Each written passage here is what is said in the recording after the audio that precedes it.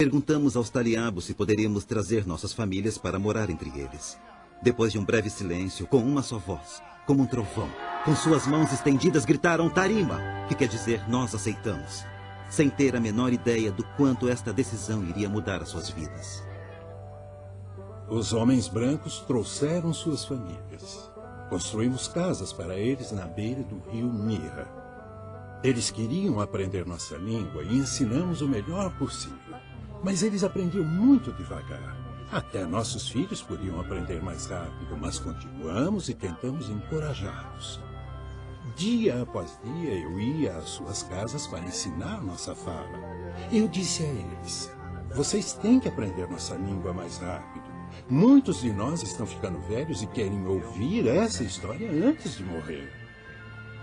Analisávamos aquelas pessoas e pensávamos se a história que iriam contar seria como a nossa história. A nossa contava desde o princípio. Alguns diziam que fomos formados do suor de uma grande pedra. Outros falavam que a gente era filho do sol e da lua. Uns falavam uma coisa, outros outra. Ninguém concordava. Era difícil saber a verdade.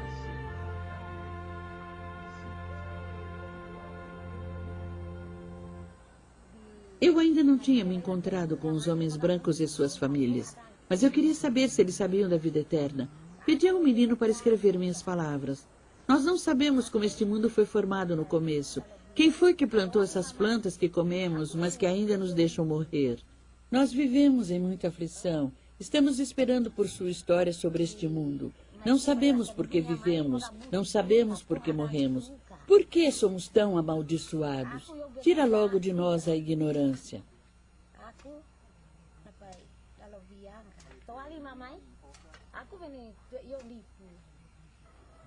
Durante uma das nossas aulas para aprender a língua, recebemos uma carta enviada por uma mulher leprosa que morava à distância de uma caminhada de meio-dia.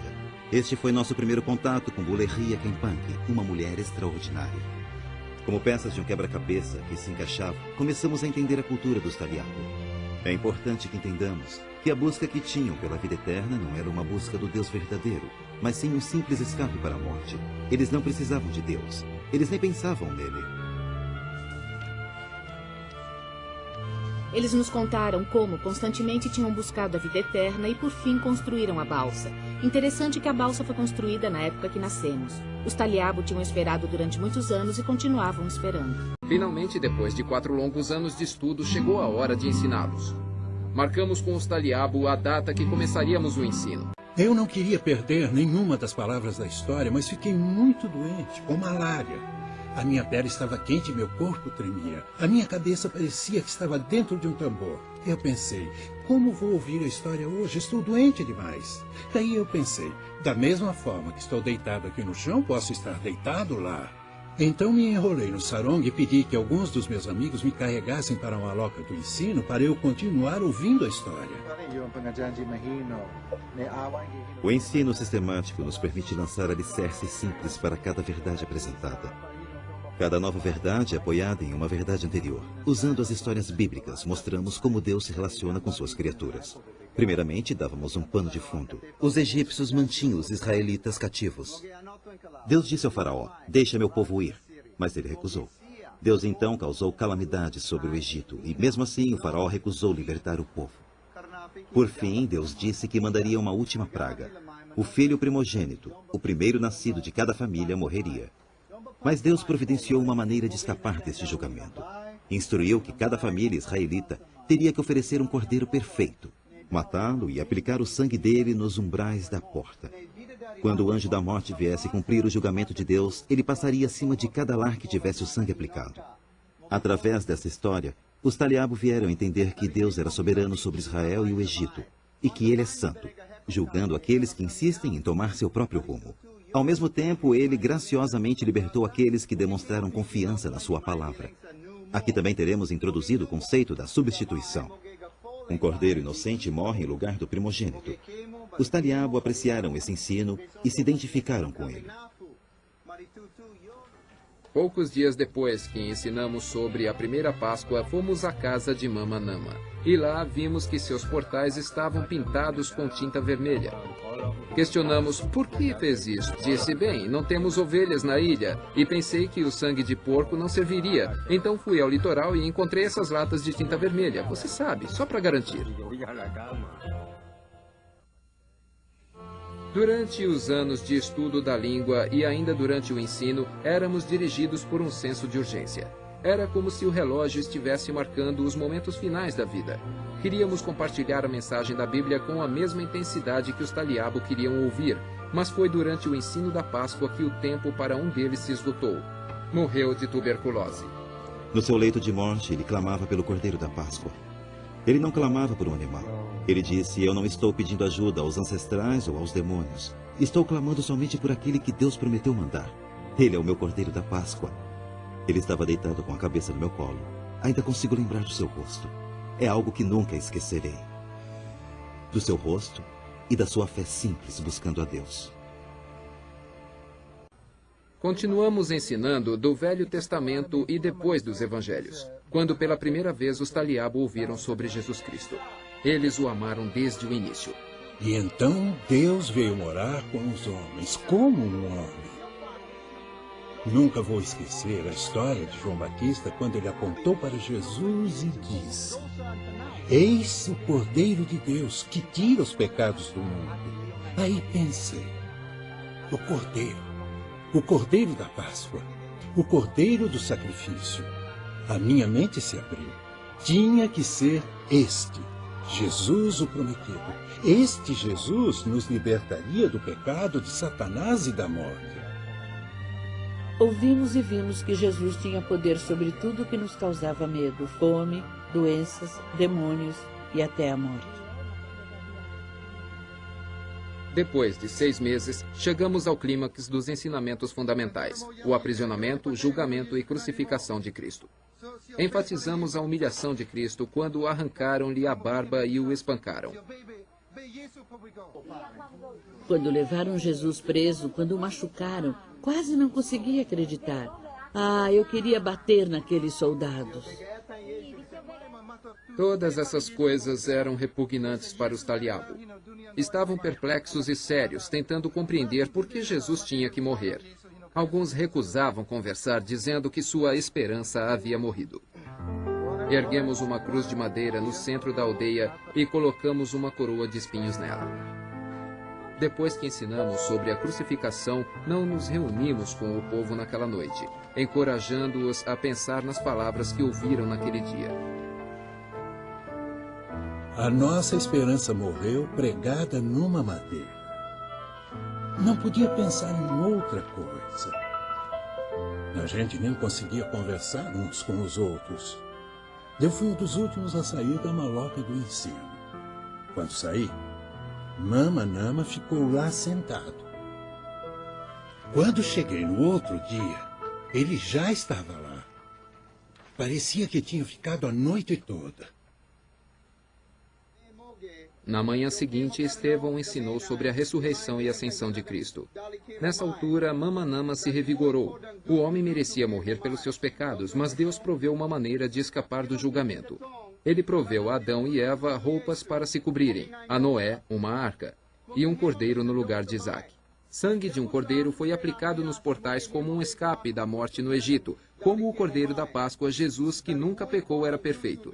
Como o cordeiro tomou o lugar do filho primogênito, Jesus morreu em nosso lugar, pagando o preço dos nossos pecados.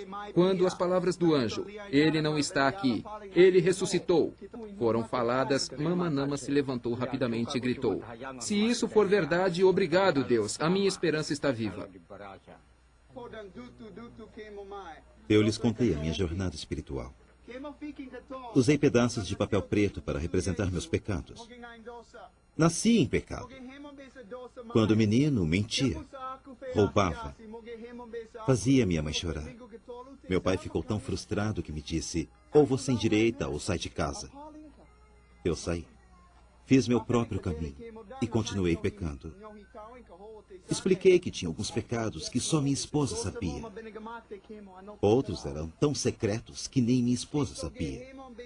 E alguns que cometi que nem eu mesmo sabia.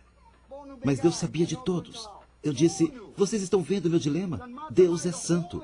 Ele não tem nenhum pecado. Eu quebrei as leis de Deus. E o pecado é como uma parede que não posso quebrar. E ela me separa de Deus. Eu mereço a punição de Deus. E não há nada que possa fazer. As minhas mãos estão vazias, mas Deus mandou o libertador para me resgatar dos meus pecados.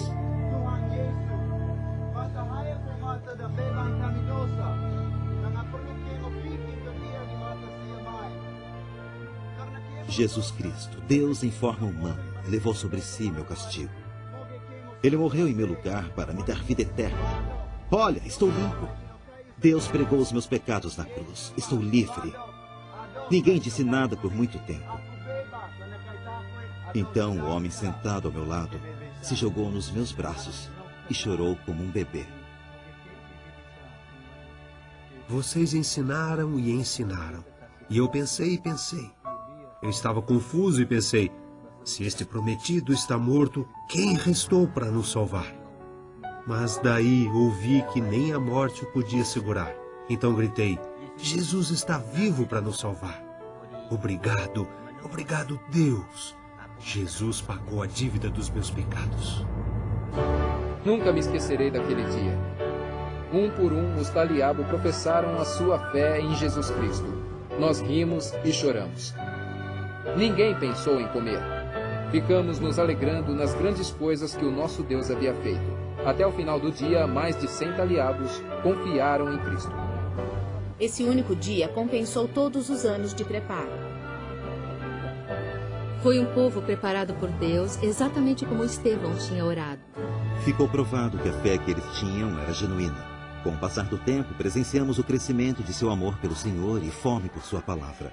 Testemunhamos o milagre da nova vida, o nascimento de uma igreja. Ouçam-me, eu acompanhei os estudos até hoje e a minha mente foi aberta e eu concordo com este caminho. Coloquei toda a minha confiança em Jesus e na sua morte no meu lugar. Eu entendo dessa forma. Se alguém compra uma camisa para mim, paga tudo e depois me dá de presente, eu só tenho que aceitar e usá-la, certo? Existe mais alguma coisa que eu possa fazer além de crer que Jesus levou os meus pecados e que agora eu sou livre? Não, não há nada mais a ser feito. Está tudo concluído. É verdade. Não há nada que eu possa fazer para agradar a Deus, para pagar a dívida pelos meus pecados. Eu entendi por que Jesus teve que morrer. Ele tomou sobre si o meu castigo. Não estarei mais sob o juízo de Deus. Quando se trata de coisas deste mundo, eu não tenho nada. Bens materiais nem quero mais, pois Jesus já me deu riquezas eternas. Vocês estão vendo estas mãos e pés deformados? Eu não fico mais preocupada com meu corpo como antigamente. Vocês estão entendendo? Deus me curou. Ele me curou por dentro. Se eu morrer hoje à noite, podem enterrar este velho corpo na terra, mas minha alma estará na habitação de Deus. Mas se Deus olhar para minha lepra, tiver pena de mim e disser, coitada, você é minha filha e apesar de saber que você está sofrendo, ainda não vou levá-la para casa.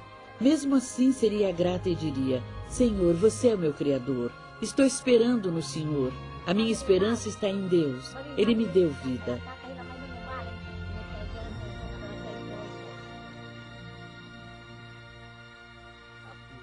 E eu queria ouvir logo a história. Eu precisava ouvir a história. Eu chorava para ouvir a história como uma criança chora por comida. Daí eu ouvi e disse, agora eu sei, a parede da morte, a parede que estava entre Deus e nós, Jesus derrubou. Quando me lembro dos nossos velhos costumes, fico arrependido. Lamento o que fazíamos porque adorávamos coisas inúteis. Naquela época não havia nenhuma saída, mas agora eu estou no caminho. Havia um tempo em que eu tinha medo. Agora a morte não me amedronta porque eu finalmente entendo por que vivemos e por que morremos. Agora eu entendo por causa das palavras que vocês trouxeram. De outro modo, não haveria como eu saber sobre a vida, a morte e a jornada na qual estamos. Vocês trouxeram essas palavras e essas palavras nos deram vida.